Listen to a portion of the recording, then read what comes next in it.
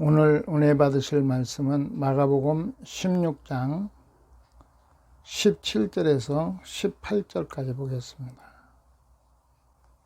우리 같이 읽도록 합니다.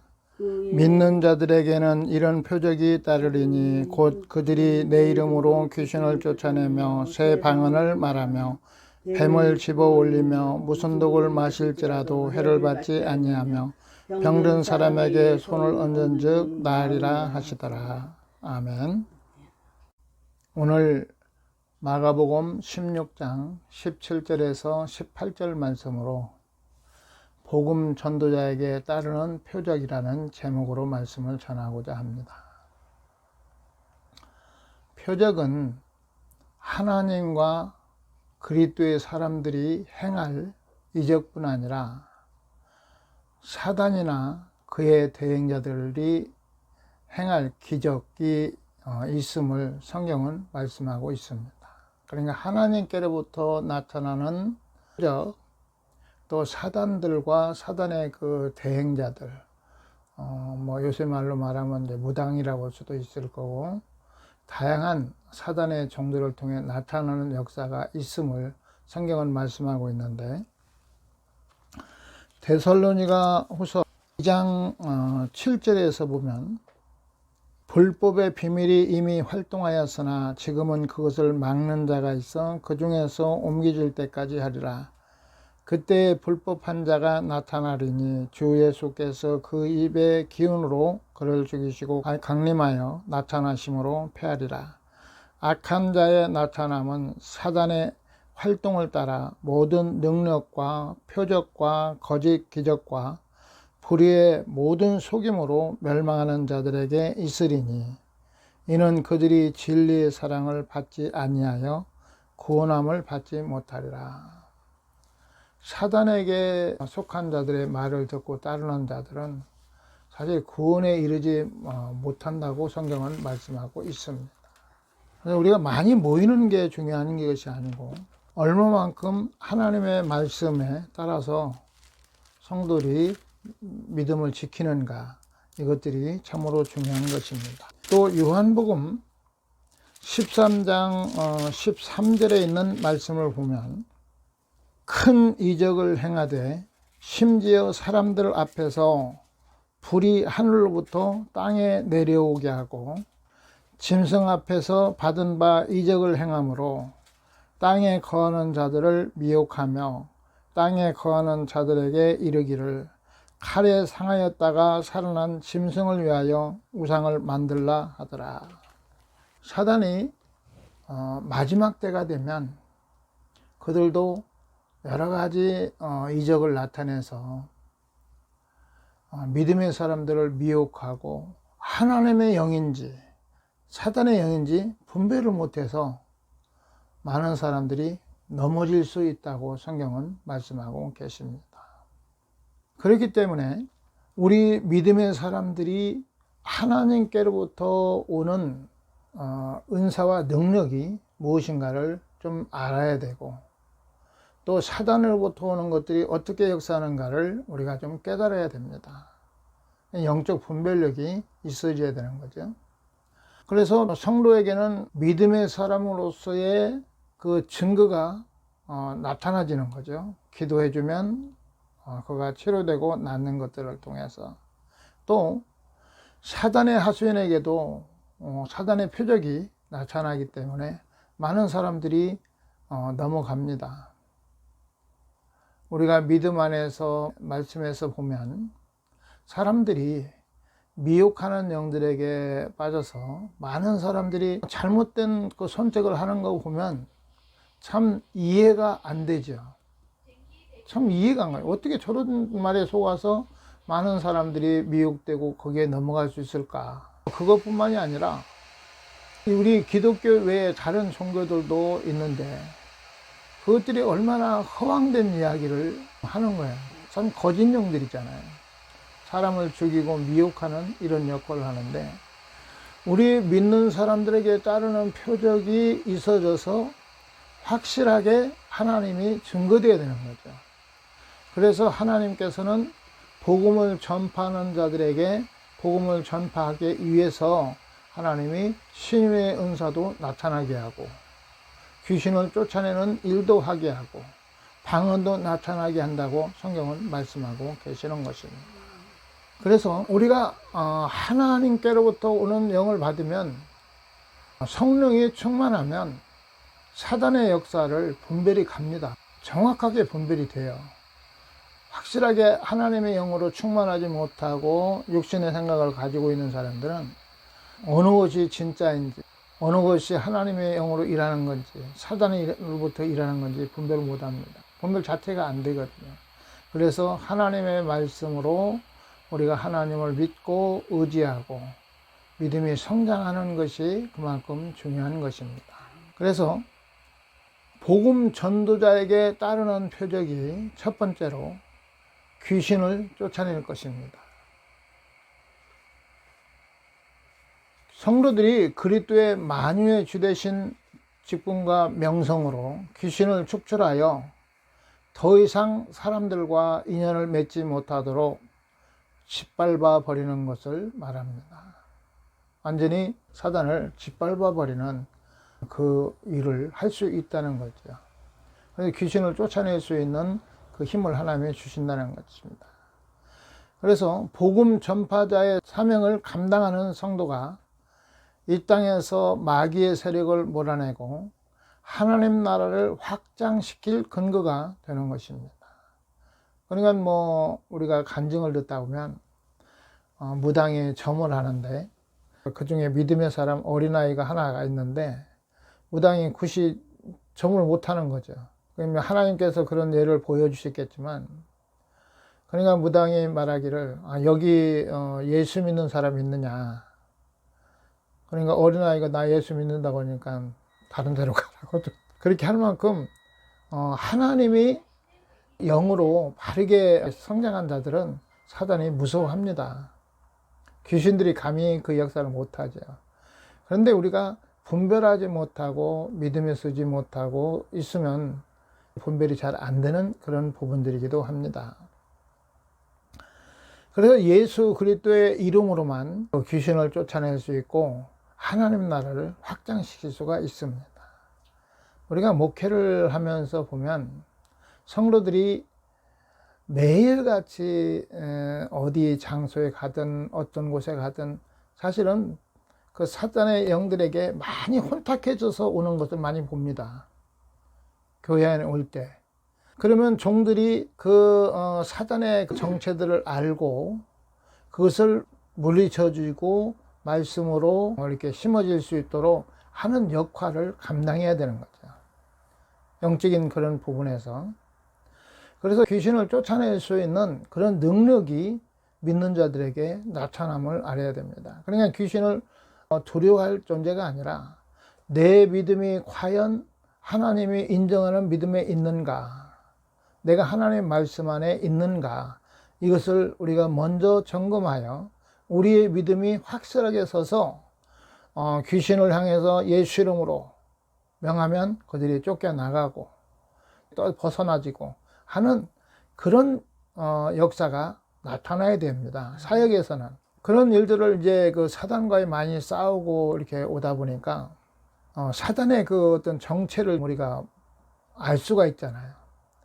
사단은 어느 사람에게 침투기가 있습니다. 딱 이제 들어가서 들어온 거 모르게끔 침투해서 어느 정도 잠복기를 거쳐서 이제는 그 안에서 자기가 어느 정도 영향력을 발휘할 수 있는 상태가 되어지면 이제는 사단이 활동하는 시기가 되어집니다. 그게 잘 보여지지 않고 느껴지지 못하기 때문에 잘 분별을 잘 못하는데 종들이 그런 부분에서 분별력이 있어야 됩니다. 그래서 그 안에 어떤 영들이 조그만 침투해도 예수 이름으로 쫓아내서 그들 사람들과 같이 관계를 하지 못하도록 물리쳐주는 이 사역이 오늘날 필요한 것입니다. 지금 시대는 사단의 역사가 강해져서 정신적인 문제로 앞으로 사역이 굉장히 많이 이루어져야 됩니다. 지금 사람들은 많이 타락해 가는데 또 마약으로 또 여러 가지 세상의 것을 즐거워하면서 그 상태에서 벗어나지 못하고 있는 사람들이 너무나 많이 있는 것이죠. 그래서 이제 믿는 사람들에게 따르는 표적이 귀신을 쫓아낸다고 그랬는데, 우리가 귀신을 쫓아낼 수 있는 그 힘을 가지고 있고 그럼 그만한 분별력을 가지고 있어야 믿는 자로서 종으로서의 사명을 감당할 수 있고 복음 전파를 통하여 하나님 나라를 확장시킬 수 있는 그런 은혜가 임하게 되는 것입니다. 뭐 다 일일이 다 말을 할 수 없지만은 참 성도들을 보면은 너무나 많은 부분에서 그런 일들을 겪고 또 신방이나 이렇게 예배를 통하여서 깨끗이 청소하고 나면 다시 가서 보면 전보다도 더 혼탁해져 있고, 이런 것들을 보면서 정말 우리 종들이 복음 전파하는 자들이 정말 그 하나님의 능력으로 덧입혀지지 않으면 사실은 복음 전하는 게 이렇게 사람들을 변화시키거나 깨닫게 하지 못하는 부분이 많이 있습니다. 또 두 번째로는 믿는 자들에게 따르는 표적은 새 방언을 말할 것이라고 성경은 말씀하고 있습니다. 하나님의 사랑과 복음의 능력을 알지 못하는 사람에게는 낯설고 신비롭고 알아들을 수 없는 진리의 언어가 성도들의 입에서 언급되는 것을 말합니다. 사도행전 2장에 나오는 방언은 그들이 방언을 할 때 각자 자기 나라의 언어로 듣는 이런 방언이 그때는 부어졌습니다. 방언을 말할 때 안 믿는 사람들은 그것이 무슨 말인지 잘 이해하지 못하고 그것을 분별할 수가 없습니다. 그러나 하나님께서 방언을 주셔서 영의 역사가 있음을 그것을 통해서 보여주시고 안 믿는 자들에게 어떤 신비한 그런 모습을 보여서 하나님의 그 하시는 일들을 나타나게 하는데 방언도 사용되어져 있는 것입니다. 그러니까 방언을 사용하는 데 있어서 하나님께로부터 오는 방언이 있는가 하면 사단으로부터 오는 이언, 다른 방언 또 얘기할 수가 있죠. 그래서 하나님께로부터 바로 받은 방언은 하나님과의 영적인 그 기도도 하게 되고 영적인 대화가 사실은 이루어질 수 있는 것이 되는 것이죠.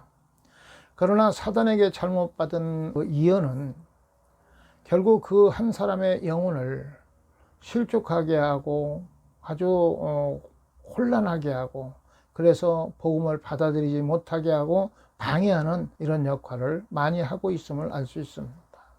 우리가 산에 가서 기도하다 보면은 많은 사람들이 와서 방언으로 기도하고 하는데 때로는 방언이 굉장히 거부 반응이 일어나는 방언들이 있습니다. 방언뿐만 아니라 찬송도 마찬가지죠. 그래서 그것은 그 안에 지금 성령의 영으로 지금 방언하는 것이 아닌 것들을 많이 보여지게 되어져요. 그래서 우리 믿음의 사람들이 영의 세계를 분별해서 성도들이 정말 성령의 인도함을 받을 수 있도록 그것을 지켜주고 또 가르쳐주고 깨닫게 해서 성도를 세우는 것이, 신부로 세우는 것이 오늘날 종들의 사역인 것입니다.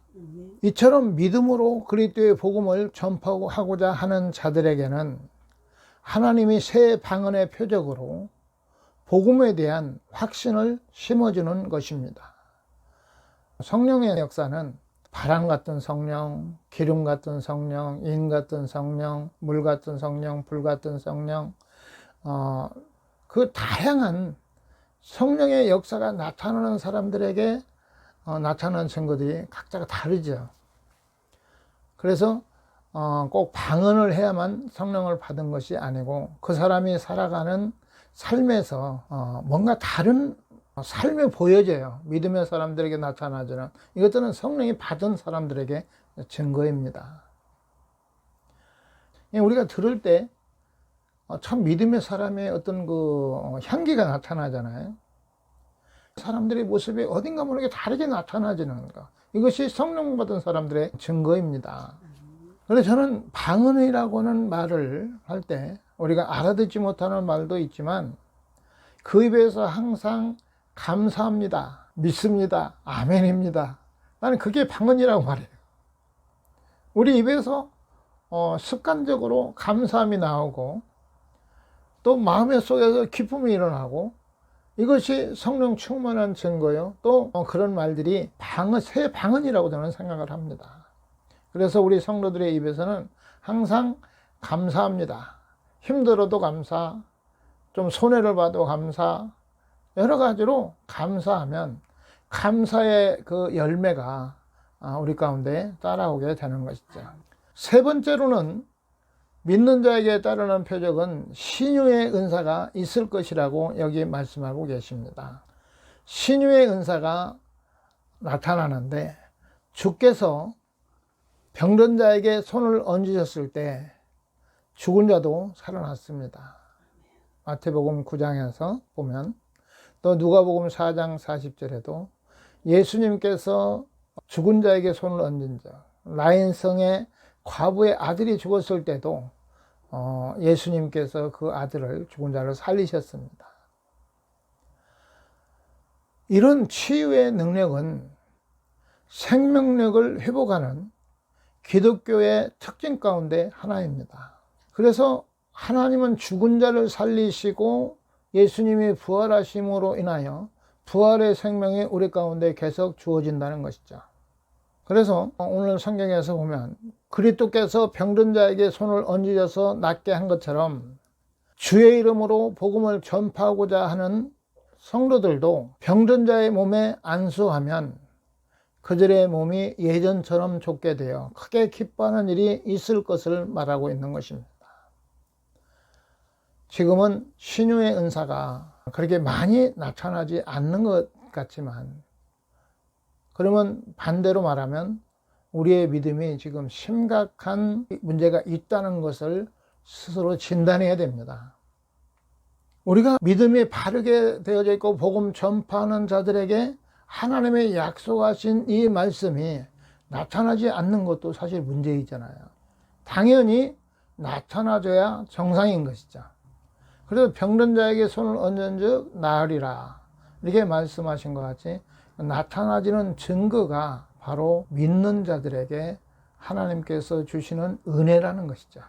그래서 주의 이름으로 복음을 전파하는 성도들도 병든 자의 몸에 안수하면 그들의 몸이 예전처럼 좋게 돼서 마음이 하나님의 치료하셔서 막 기뻐하는 일들이 일어나야 된다는 거죠.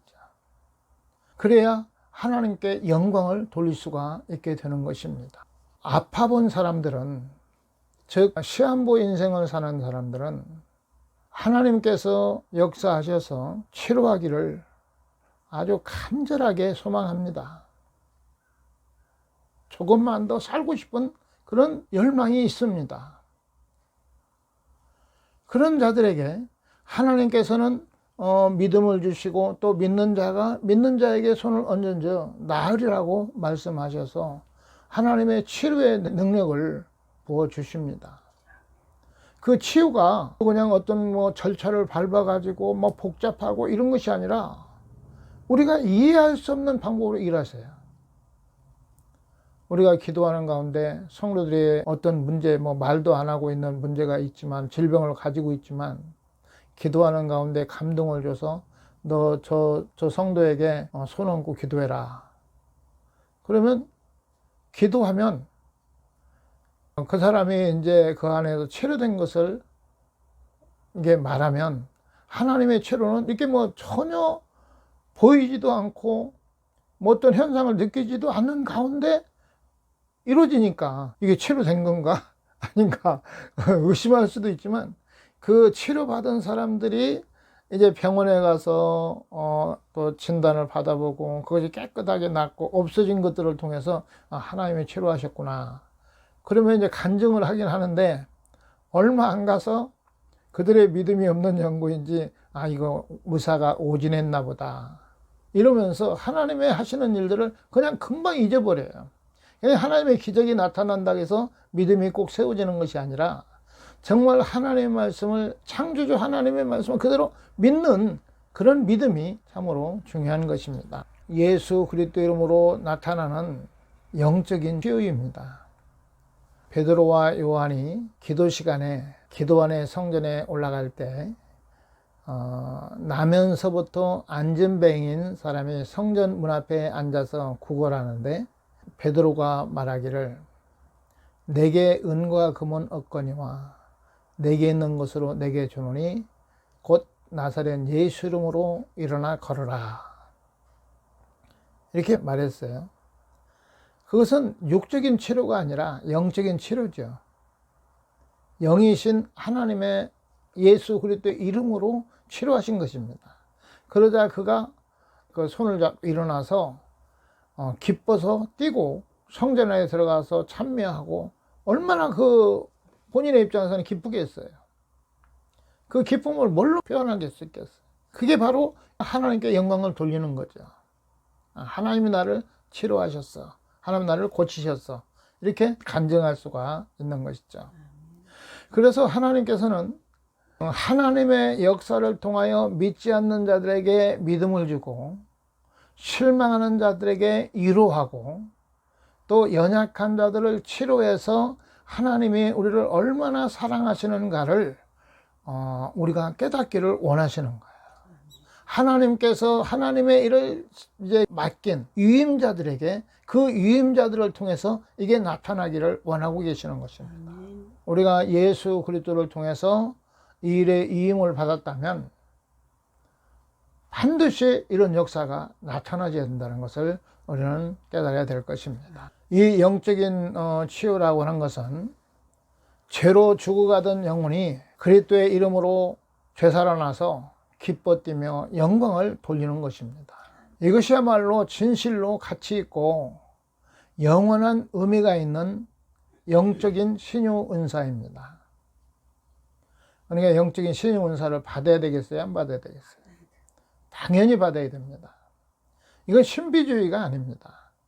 복음을 전파하는 자들에게 하나님께서 확증으로 주시는 은혜이기 때문에 반드시 나타내야 되는 것이 신유의 은사인 것입니다.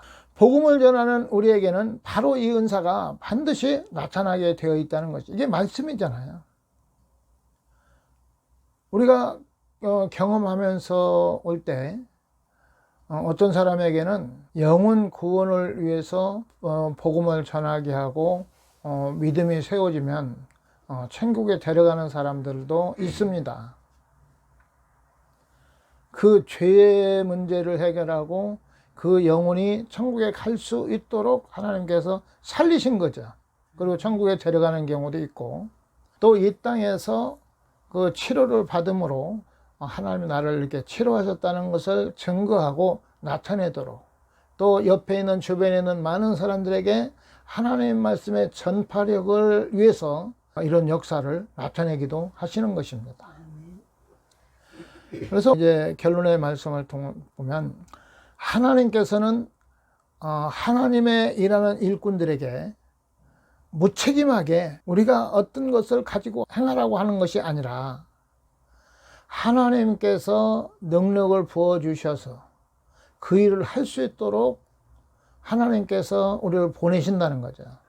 그러니까 어디를 가든지 무슨 일을 만나든지 나를 생각하면 두렵죠. 불안하고 할 수 없는 건 사실이에요. 못해요. 그러지만 나를 보내셨을 때는 어느 누구도 하지 못하는 탁월한 방법으로 할 수 있도록 하나님이 역사하신다는 거예요. 제가 이제 말씀을 잘 전하지 못하잖아요. 전하지 못하는데 하나님께서 이제 보내는 곳에는 가면 거기에 온 모든 사람들이 깨닫고 변화되고 성령의 역사가 나타날 수 있도록 하나님이 일하실 것이라고 믿습니다. 그런 확신을 가지고 가는 거예요. 그래서 어떤 때는 여러 사람들이 많은 큰 교회 가서 이제 권면을 하거나 이렇게 되면 사실은 좀 사람 앞에 많이 안 서본 사람 입장에서는 좀 두려움도 있거든요. 떨리는 것도 있고. 그런데도 담대할 수 있는 거는 하나님께서 역사하신다는 그 믿음 안에서 하나님이 일을 하셔요. 부끄러움 당하지 않도록 하나님이 일하신다는 거예요. 우리가 하는 게 아니라 하나님이 하신다는 거죠. 지금 너희가 말씀에 순종하고 가면 귀신도 쫓아낼 수 있는 능력을 너에게 줄 것이고 또 새 방언을 말하게 하실 것이고 치료하는 능력을 줘서 나타나게 하리라. 이게 하나님의 약속이라는 거죠. 오늘날 우리들이 하나님에 대해서 지적으로 보면 지난날의 많은 사람들보다 더 많은 지식을 가지고 있을 수 있습니다. 예수 그리스도에 대해서. 그러나 예수님의 섭리에 대해서 하나님과의 관계가 바르게 되어져서 하나님의 어떤 섭리를 볼 수 있는 시각은 그래도 은혜를 받은 자들이 그것을 느낄 수 있고 깨달을 수가 있습니다. 그래서 하나님의 법을 따라서 하나님이 주시는 능력으로 이 복음이 땅끝까지 전거되고 하나님 나라가 확증되는 일에 온전히 쓰임받을 수 있는 은혜가 있기를 예수 이름으로 축원합니다. 아멘.